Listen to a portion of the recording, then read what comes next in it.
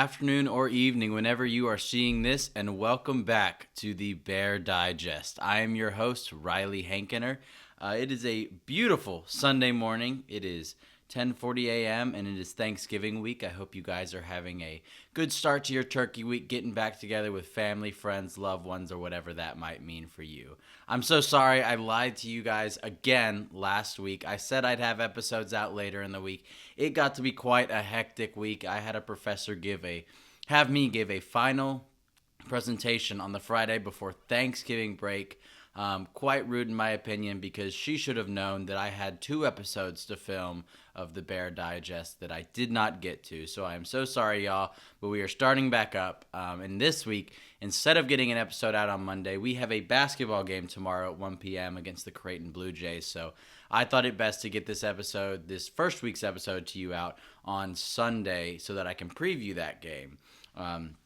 So getting into it, I've got a couple things to talk about today. We've got some bad stuff to talk about, which is synonymous with football, and we've got some good stuff to talk about, synonymous with basketball. I'll go through some comments from the past couple of YouTube videos that I have dropped. But yeah, let's get right into it. Again, hoping for about 30 minutes, but we'll see. I've gone on that time. I've gone over that time. Who knows? Maybe this time I'll go under that time. Unlikely, but we'll see. Let's get right into it. The Baylor football team played the Arizona Wildcats yesterday at noon on TNT. I was kind of dogging TNT as a network for college football last week in my episode, saying that it was weird. I thought TNT actually did a really good job. The presentation, the score bug was cool. I actually really liked it. The commentators weren't bad either. And so the bad thing was the team that I was cheering for did not play well. 17-41 loss. 0 offensive points scored in the second half. 27-0 run for the Arizona Wildcats. Let's talk about it. Sawyer Robertson probably played his worst game as a Baylor Bear.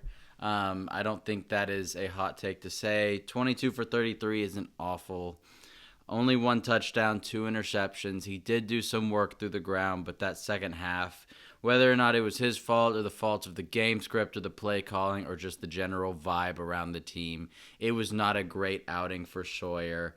I think, there was a stretch in that game near the end of the third quarter where, they drove down the field, they scored a touchdown, and then we went 4 and out pretty much immediately after, and then they scored a touchdown on their first play from scrimmage.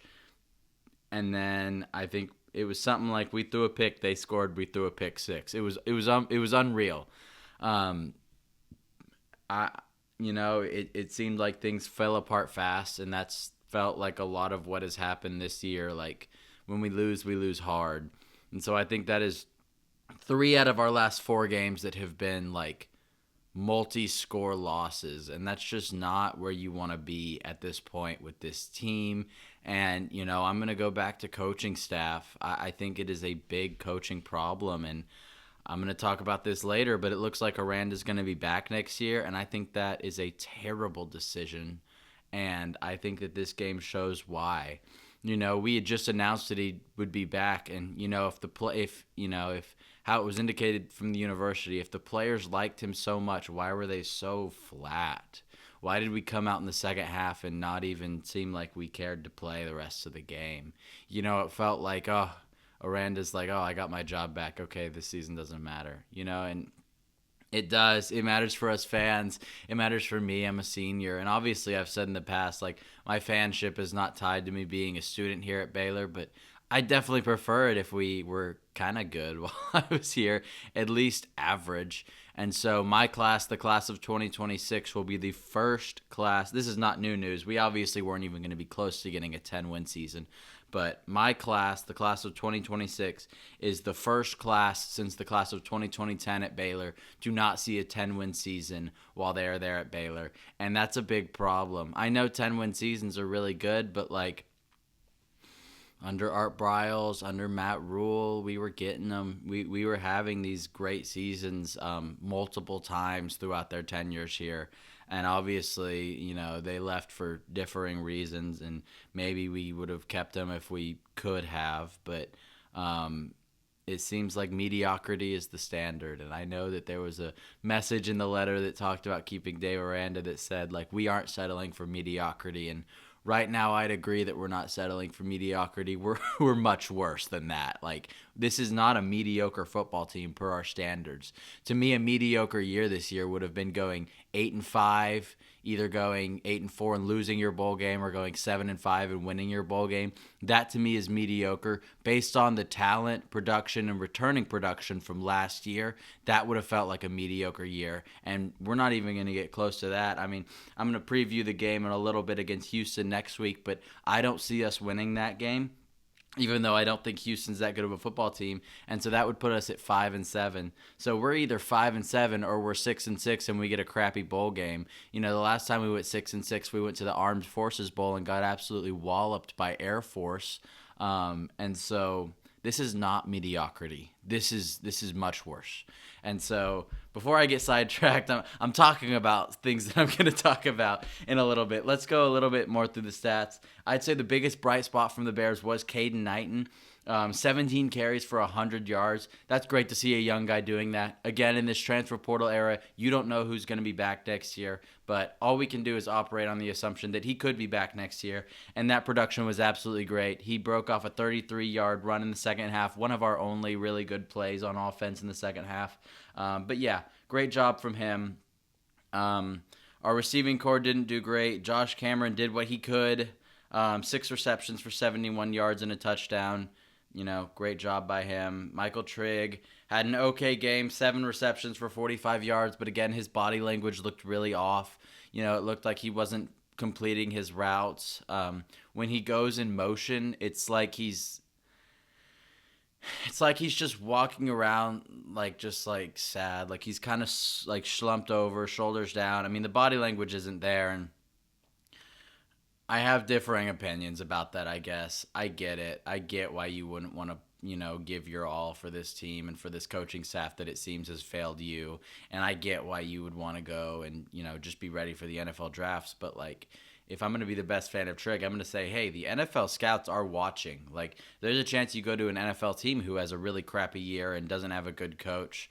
Are you going to be doing that then? Because in the National Football League, that's a really easy way to sit on the bench and end up in a different league. And so I hope he fixes that, not even for Baylor's sake, just for his sake. Bryson lost a key fumble. Defensively, shout out DJ Coleman for coming up with an interception. It was impressive. It did kind of fall into his hands, but he did a really good job of securing it. Connor Hawkins went 1 for 2, did miss a kick that we really could have used. On Arizona's side of the ball, we did a pretty good job containing Noah Fifita. But in the second half, he wasn't really having to do anything. They were getting pick sixes or breaking off 25-yard touchdown runs. When I look at the stats, it's really funny. They had 21 more passing yards. We had 9 more rushing yards.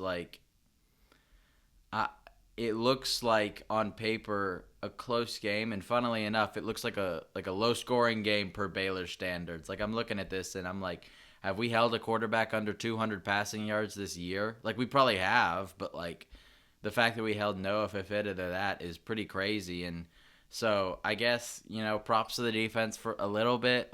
They gave up touchdowns in the first couple of drives, but I can't even give props to the defense. We gave up 41 points. I know 7 of those were off of a pick six, but yeah, it's not. The vibes are low. I know hot take from Riley coming in here that the vibes are low on this Baylor football team, but the vibes are very low. And so I'll get into the letter that was put out by the president of Baylor, Linda Livingstone. I'm sure everyone has seen it at this point, but the decision is that they are going to retain Coach Dave Aranda as the leader of our football program. It's kind of interesting. The wording was weird.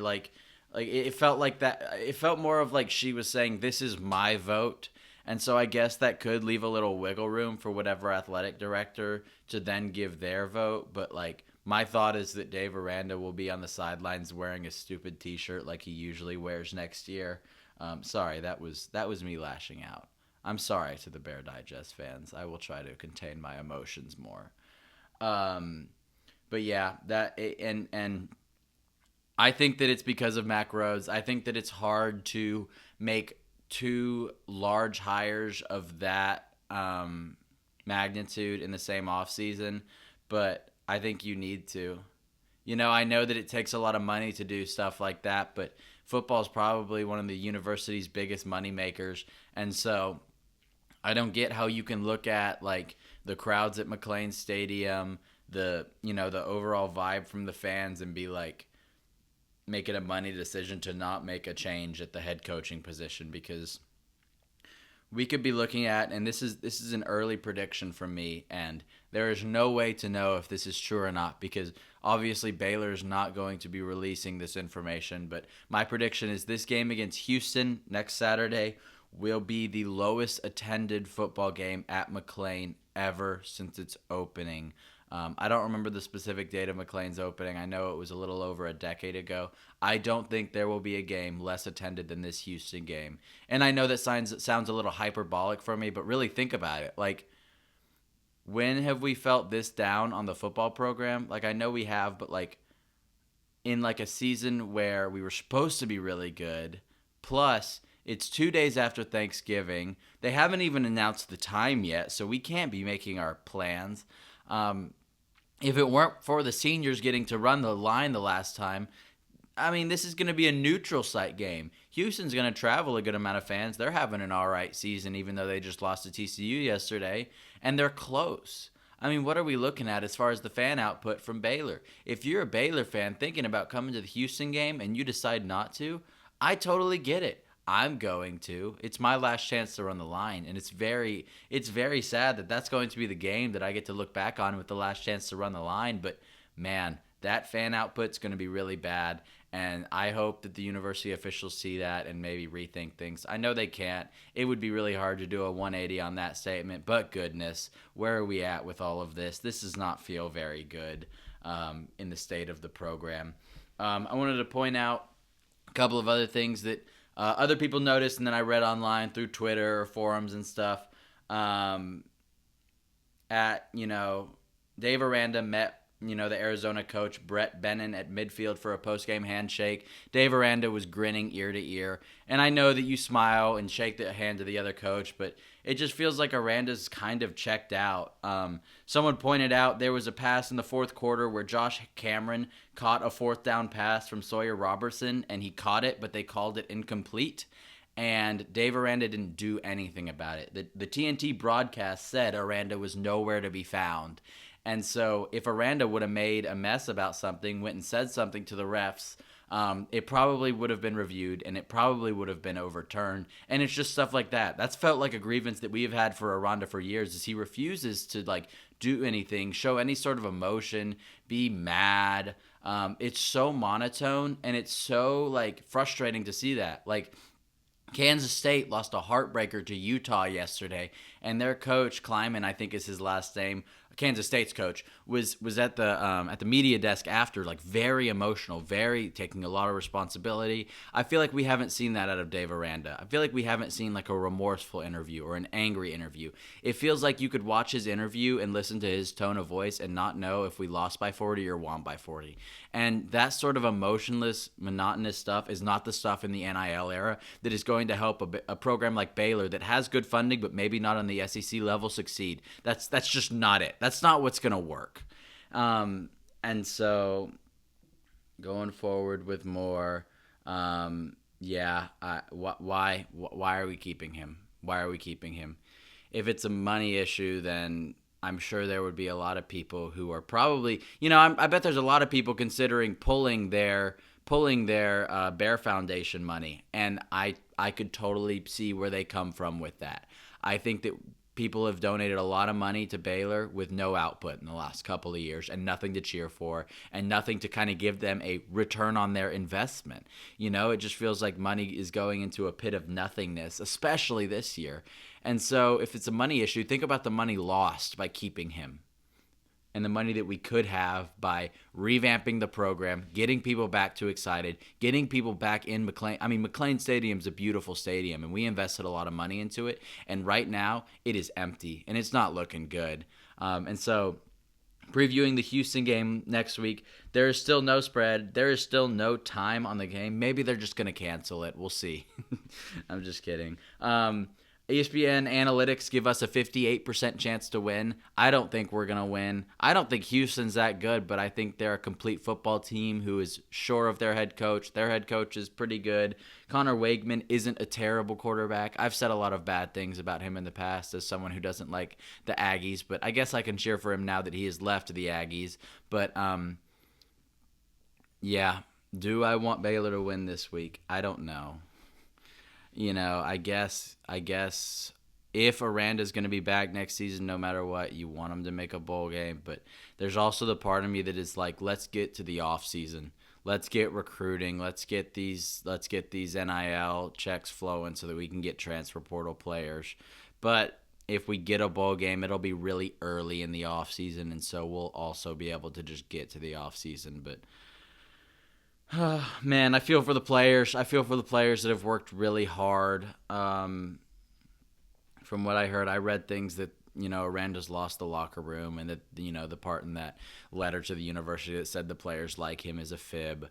I know that Ashton Hawkins took to Instagram the other day and on his story and Twitter in a post that he later deleted, he said, if I could go back and restart college, I would make a lot different choices. That doesn't reflect a football team that is fighting for its coach. And these past couple weeks haven't reflected a team that is fighting for its coach. And this week doesn't reflect a team that has been fighting for its coach that won the battle. It reflected a team that is soft and just done with the season. And so I feel for them. I feel for the players that really are into it. I'm excited for the future to see who we can keep. Obviously, we have a good recruiting class coming in next year. A lot of them are still locked in with us. I know Marion Winston is visiting UT these last couple of weekends.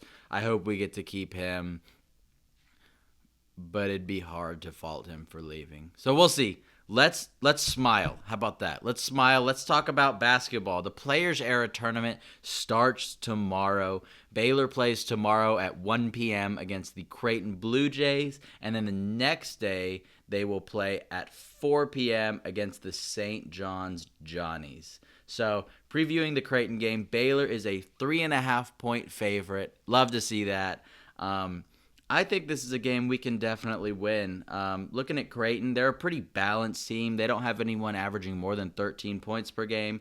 Blake Harper is their leading leading in points with 13 points per game. He's also their leading rebounder with 7.5 rebounds per game, and he also shoots 50% from the three-point line. And so that is definitely something to look at. He has only attempted 12 three-pointers on the year through their 4 games, but he is shooting 50%. This Creighton team, I've only watched them kind of once and a half. I watched most of the BYU game, which they looked good.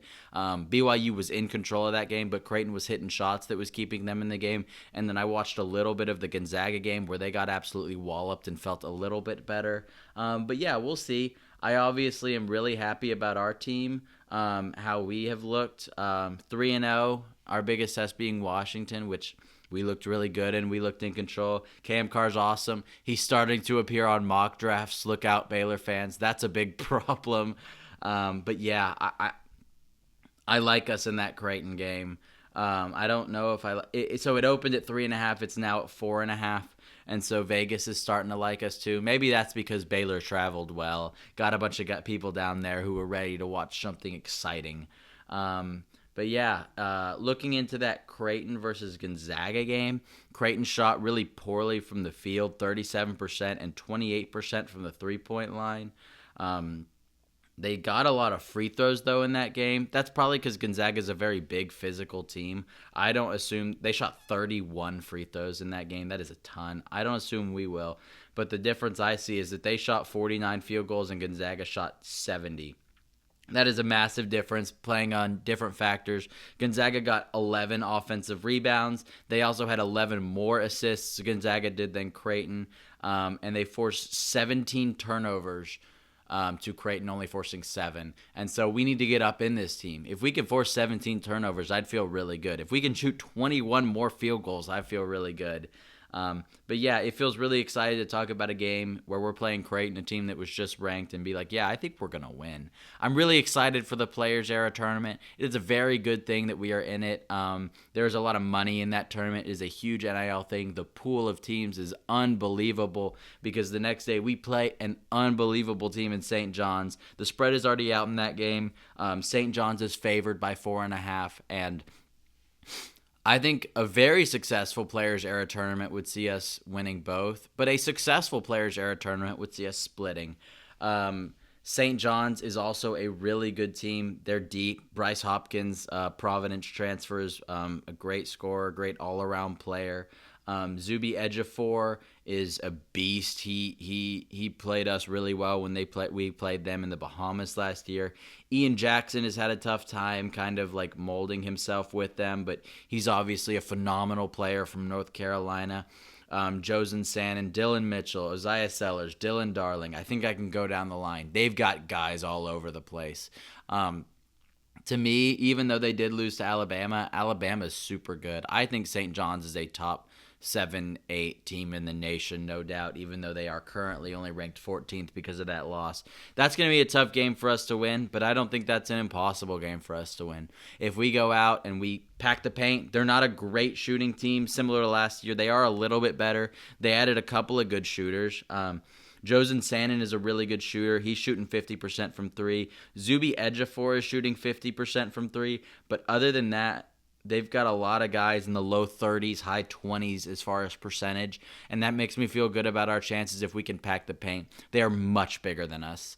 We need a big game out of big game Caden Powell. He's played really well against Washington and played really poorly in the 2 games against bad teams. So, again, if he's going to be a big game merchant, there's never a better game than right now to kind of come out and play really well again. He's not nearly as athletic as their bigs. Dylan Mitchell and Zuby Ejiofor both are way more athletic than them, but he is a little taller. Hopefully he can use that to his advantage. And, again, I really hope that we can split these. And then from what I understand about the Players Era tournament, I think there's 4 pools, but I don't really know because, like, Creighton plays us, and then they play Iowa State.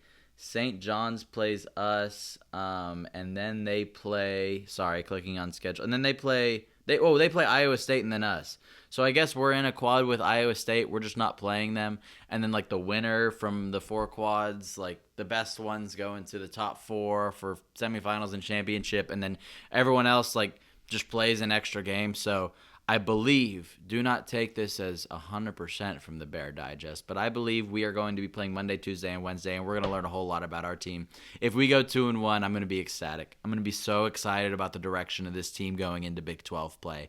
And so look out for that. My prediction is a win against Creighton, a loss against St. John's, and I obviously cannot give you a prediction about our third game because I do not know who we'd be playing, but I really hope that we can do it. If you see us going 2-1, don't be surprised to see us in the AP Top 25 poll. I know the new poll will come out tomorrow. We were originally 32. We dropped 2 points after beating Tarleton State, which doesn't make any sense to me. So we were sitting at 34 before this next one comes out. But again, like I've said in the past, it's not like we're a program fighting for national recognition. We have national recognition, so all we have to do is show it on the court. And it does not matter if there is a number next to our name on the scoreboard. We are the same team. We will be fighting the same way, maybe even with a little bit more heart and grit when there's no number next to our name. And so I am pumped for the Players Era tournament. I'm pumped for college basketball. College basketball during Thanksgiving week is always so much fun. There are so many of those tournaments. There's games on all day. I'm filming this right now, and there are games going on somewhere. I am excited to watch the Players Era. I am excited to watch the Maui tournament, all of them. So much fun. So much to be excited about with college basketball. And so, yeah, let's see. I've got a couple more things to talk about with the basketball team. Recruiting updates, Austin Gooseby. I told you he would go to UT, and then before I got even done editing the video, he committed to UT. So I think I added that in the video. So that leaves us with Dylan Mingo being our last player in the class that we are looking at. It would appear that Dylan Mingo is between us, North Carolina, and Penn State. He has a brother currently playing at Penn State. And this is one where I believe we have a set number for what we will pay for him, and we will not come off of it. And so I like that we're doing that. I like that we're not overreacting. Obviously, it's great to get a 5-star freshman guard, but we've done that in the past couple of years, and it hasn't always gone swimmingly, I'd say. And so obviously he's a great player, and so we have our number for him, and we have our prestige and how we keep pumping guards and everyone into the NBA draft. But we're not going to go higher, because if he doesn't want to come here, we'll go spend that same money on a polished fifth-year point guard out of the portal. Just remember that there is an opportunity cost with everything. I'm in a finance class right now. There's an opportunity cost with everything. If Dylan Mingo doesn't end up committing to Baylor, that is okay. I know Rick Pitino of St. John's has stopped recruiting high school players, has only gone the transfer portal route, and there's something to be said about that. There's something to be said about that. And so, yeah, let me finally go through some of the comments on this first and second post that I made. At Jack Sargent 4563 on the first post said, I want to hear more about the Yante twinkle that Tunde has. For some context, the Yante twinkle comes from Keontae, and it's funny, me and my friends used to always talk about the twinkle that Keontae had in his eyes when he played for Baylor. And I see some of that in Tunde, but in full honesty, I've seen that with all of the freshmen, especially Jacoby. I remember that first game against Auburn. He looked like a stud, and he didn't end up being that great of a player. But yeah, Tunde does look really good in stretches. In stretches, he does not look good. But I'm really excited to see what Scott Drew can do over a year with the development of Tunde, because VJ came in kind of looking like Tunde was now, and VJ ended up being probably our best player other than Norchad by the end of the season. At Re76493 says, rumor has it that Josh Cameron is going to shoot up draft boards. Thoughts on this? Josh Cameron is a Sunday player. He does not have a weakness. He is fast. He's a great route runner. He's got great hands, and he is a big guy. This is my friend Reese. He said that his hot take, he said this a couple years ago, was that Josh Cameron will be drafted above Michael Trigg. And at first I was very against this take, but the more I watch Josh Cameron absolutely decimate defenses, and the more I watch Trigg's body language just go down, I can see it. It'll all be about the combine. Obviously, we aren't good enough to compete on a national level to where scouts are always seeing them. And so it's going to come down to who measures well on the combine, how their 40-yard dashes look, all that stuff. Wyatt Thomas says, who do you think the X factor will be for our basketball team this season? I'm going to bite some of my words that I had earlier and say that I think our X factor is Isaac Williams. If he plays like he's been playing, it's a really big deal for us to have that guard pressure off the bench, someone who can get to the frickin' cup. He has developed a lot better than I think most of us thought he would, fast, and that's great. I am going to say that so far I've been wrong about Isaac Williams. I thought he would play the D'Antoine Grimes role where he only comes in as a necessary utility piece, but no, we need him on the court. He's finishing games. He plays great defense. He competes. He gets to the cup, and so far he hasn't turned the ball over much, and he's shot a pretty good efficiency. So he's done everything we asked. I think he will be our X factor. Another X factor could be Juslin Bodo if he could come back. From what I understand, that decision will be made in the upcoming weeks. He will either return soon or he will redshirt the entire season. I know that's confusing, but it has to do with an infection in his shoulder. And I don't know if you guys have seen him on the bench. He is a massive individual, and so maybe an infection for him means a lot more than an infection for I'm not nearly as big as he is, so maybe it means a little bit more for him. But from what I understand, we will have an answer at the center position if he is not able to return. So look out for that. Jimbo McJimbos said, is it better to be mediocre with Dave or risk being horrible for a few years with a rebuild? And this is my fault. I should have answered this question last week, but we are not mediocre with Dave. I guess it's mediocre, but it doesn't feel like mediocre. Like I said, 7-5 would have felt mediocre, not this. I think we're going to be horrible for a few years either way. I think if a new coach comes in, it will take a little bit of a curve, but I just don't see the upside with Aranda. I don't think there is a risk in getting rid of Dave Aranda. I don't see any risk. Okay, YouTube comments on the new ones. From Gunnar Huffman 9210, just how many recruits do you think we're going to lose on National Signing Day this year? Our 2026 class is stacked. No way we keep all of them with this going on. And while I agree, there is something that Dave Aranda says to these guys that just gets them to lock in and stay. It's unbelievable. If I'm going to give Dave Aranda props, he recruits well and he keeps them, and I don't know why. I know we have that linebacker visiting UT, but from his quotes after, it looks like he might still be locked in with Baylor. I would be remiss to say if I said that we wouldn't lose a couple. I would guess that we would lose a couple, but I'd be more interested in the guys that we keep that are currently on the team. Can we keep Caleb Burns? Can we keep Micah Gifford? Can we keep Caden Knighton? Can we keep Kamarian Morgan? Those are the guys that I really want to keep, or the guys that are currently developing. And then Jimbo McJimbos, thank you for your second comment. Do you think we are the worst defense in Power 4 football? We might just be. There are definitely no Big Ten teams that are worse than us because that's a defensive league. The ACC, there could be. I went to the UT Arkansas game yesterday, and it might be Arkansas. My gosh, their defense is awful. But I haven't seen a team play as bad a defense this year as I've seen us play. And so, yeah, let's see. In recap, football, basketball. I think that's a pretty easy way of putting it at this point. But I'm not excited for the Houston game on Saturday. I am excited for the Players Era tournament in basketball this week. And so I think that'll about wrap it up for this week. Leave your comments. I will record another episode later this week. You are getting a Bear Digest promise out of me. And so, yeah, thank you guys so much for watching. Share this with your friends. Have a very blessed rest of your day, and sick 'em Bears.